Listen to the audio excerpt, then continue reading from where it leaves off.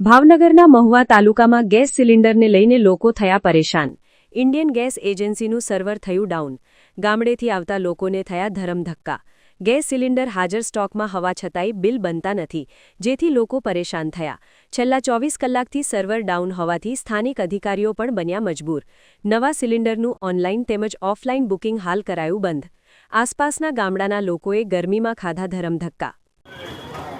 હું કોંદળીથી આવું છું ભાઈ, બરોબર। હવે સવારનો 7 વાગ્યાનો અહીંયા આવ્યો, લેનમાં ઊભો રહ્યો, પણ સોપડી મૂકી છે।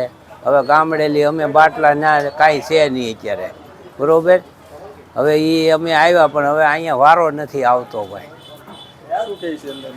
હે હવે એ કે ભાઈ ઓલું નેટ હાલતું નથી, બરોબર, સિસ્ટમ હાલતી નથી। સોપડી જો લેનમાં મૂકી છે, બરોબર।